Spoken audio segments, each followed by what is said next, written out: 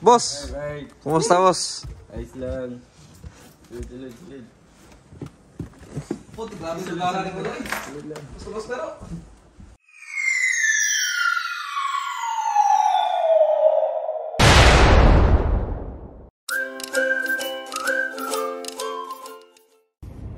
Good morning mga kol. Yan, so Good morning mga kol. papunta kami ngayon mga kol sa saan yun? Ano si pangalan to? Sa Quebec pa rin pero 13 hours yung biyahe. Yan, so kukunin na Saint Germain. ito sa 9 hours. Saint Germain. So Quebec pa rin siya pero 9 hours yung biyahe mga kol. Boundary na ako tawa. Boundary ng Ontario. So kukunin natin yung kaibigan natin doon si Bonbon. Si Bondi Pakaras. Yan. Yan kukunin natin doon mga kol kasi dito siya magpapasko at mag New Year. So dumating siya sa Canada few months ago. Last summer nga pala. So pinakamalayo sa tropa. Yun. So pupuntahan sana namin nung summer kaso merong mga lakad din.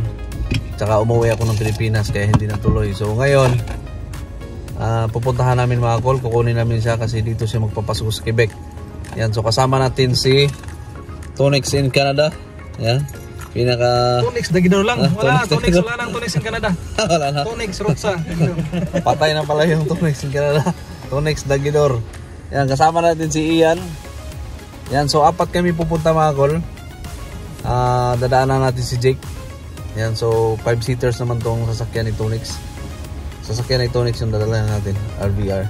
Yan, so biyahe muna kami ng 9 hours mga kol. Yan, update tayo mamaya. Yan mga kol, kakarating lang namin dito kay Jake. Yan, so tara, pasok tayo sa kwarto ni Jake mga kol. Dito kami sa Acton Vale. So mula doon ako na 2 hours mahigit. Yan, papunta dito. So tara. Asa? Ang munitaw? Saan mga abroad? Saan mga abroad? Amo to ay malita ko. Saan mo naman nidrig ka ng pugon? Labog tagnat. Labog. Yan, dito kami sa Tim Hortons mga kol. Magpapakapi si Jake. Okay. Tara. Ano nga balay?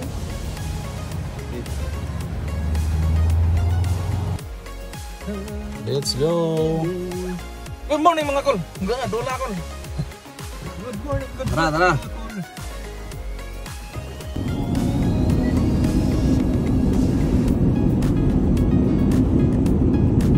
Ano ni mga ito alas ka Nasa Montreal na tayo mga kol. Montreal na, meron pa tayong 7 hours papuntang Saint Germain. Yan, so unahan pa ng Ontario. So medyo malayo pa tayo, 7 hours. Nakakarating tayo ng 1:30 na ang madaling araw. So galing tayo ng bahay alas 2:30 tayo. Yan, so medyo talagang malayo. flight pa uwi Pinas. Yan. Hey, what's up mga kol? Tonix in Canada. Wala na Tonix in Canada. Driver natin. Tonix Dagidor na. Uber driver namin. So lahat kami dito driver mga kol. So ano lang, kalitan para medyo hindi pagod. Yan. So Montreal tayo, Posito Center. Around Binta. Proporcionada yung kambalin kol. Update tayo mga kol. Dito na kami sa iwan ko kung saan na to. Basta sa ano na to. Anong lugar to? So ihimo na tayo mga kol kasi medyo puno na. So ang oras ngayon is alas 9 ng gabi. Darating kami ng Saint Germain. Is mag-alas 2 na ng madaling araw. Yan. driver na yun, naiihi. Woo! Lamig. Dito sa anong lugar na to mga kol, may snow. Ang bundok kasi to. Oh, hindi natutuno yung snow. Doon sa Quebec walang snow. So update tayo mamaya. Tsaka drive muna tayo. Palit tayo kay Ian. Let's go. So yan. Yan na lang yung gabiyahin natin mga kol. As Navy na pala oh. Yan mga kol, dito na kami sa Val d'Or. Yan, so grabe ang haba ng dinaanan namin mga kol na walang tao. Siguro national park yun. Ano? Mga 200 kilometers. Walang tao. Walang bahay.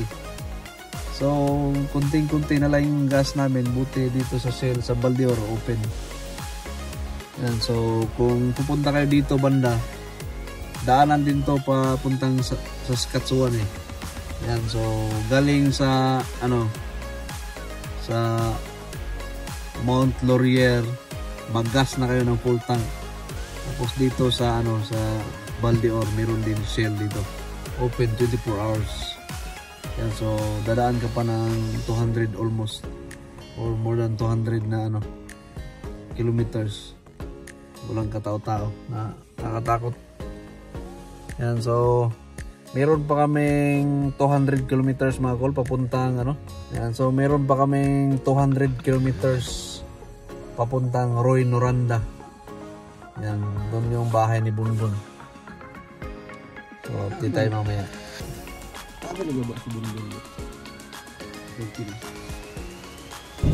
Good morning mga kol. Alas 2 na ng madaling araw. Yan. So dito na kami sa bahay ni Bunbun. Grabe mga kol, natatakot yung daan mga kol. Yan, grabe yung mga daan mga kol, kakatakot. Yan, so lampas para kami ng ano, ng ano yan? Rouyn-Noranda. Roy. Lampas pa kami ng Rouyn-Noranda. So galing sa Rouyn-Noranda ano pa 50 km plus pa punta dito. So grabe yung ano pala, malayo pala. Yan, so dito na kami sa bahay mga kon. Ay wala nag-snow mo panawar. Yan.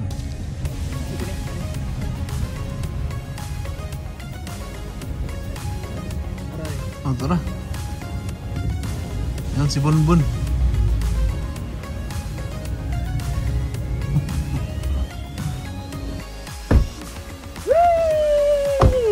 Hello mga kol. Mga kol. Karating din 9 hours mahigit. Kuya mga kol eh.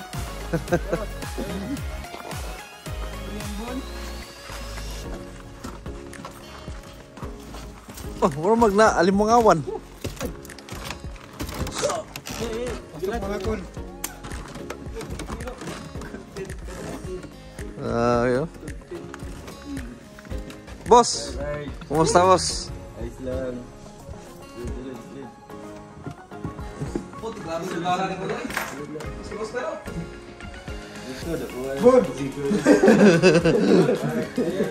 Tubo na yun. Awa mo isuga dre Devon? Oh. Oh. Boss, kumusta boss? Nambok kan boss? Nambok man?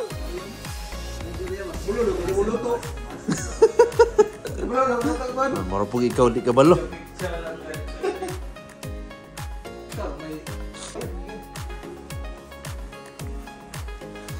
Lord, salamat kayo ng grasya sa matabangang ginaw, bisa pa man sa pagkakas ng Diyos.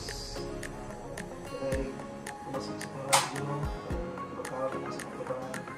Kasi tulungan tayo sa pagkakas. Salamat Lord, na abot na dili masakti sa pagkakas sa pagkakas ng ginaw. Sa pagkakas ng ginaw, salamatan. Amen. Kain mga kol.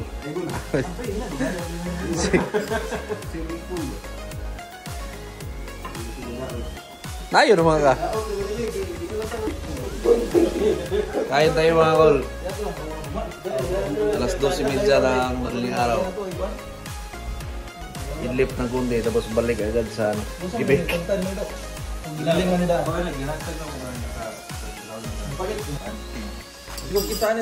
Mus. Tinuguan mo sini. Mus mga kol. Karne ng mus. Hindi yun. Karne mus.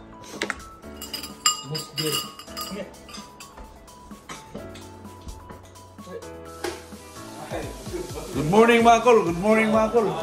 Good morning mga kol. Yan, so alas 6 na ng umaga mga kol pero madilim pa. Yan, so lalakad na kami pabalik ng Quebec. Siyempre, kasama natin si Boss Bonbon. Yan, so yung tira namin kagabi mga kol na pagkain, dali namin para mayroon kami makain sa daan. Good morning, good morning, good morning mga kol. Yan, so maya-maya mga kol, lalarga na kami. Pahinga lang ng konti.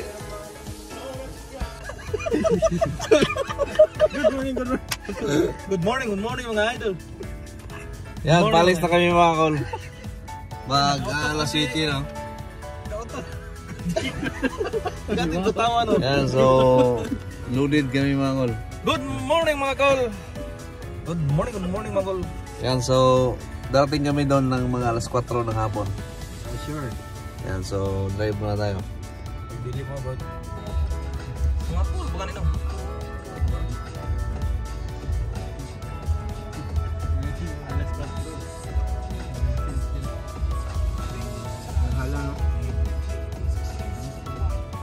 Starting route to Donnacona. Good morning mga kol. Good morning mga kol. Lazy, bunbon kampo. Alas 9 na mahigit mga kol. Yan, so dito kami sa ano to? Lugar? Yan, so pagas mga kami mga kol kasi meron kaming dadaanan na 200 kilometers mahigit na walang tao. Kailangan kaming magas. Yan. Pagi Montreal.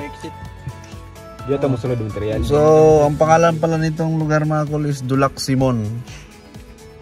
Yan, so pag babiyahe kayo dito, kung pupunta kayo ng Saskatchewan, pagas kayo ng Mount Laurier. Tapos kung pabalik kayo, pagas kayo dito sa last station. Dito sa Dulac Simon. Ayan, so ang next nito is, next na gasoline station is Mount Laurier. 200 kilometers mahigit. Full tank yan, full tank.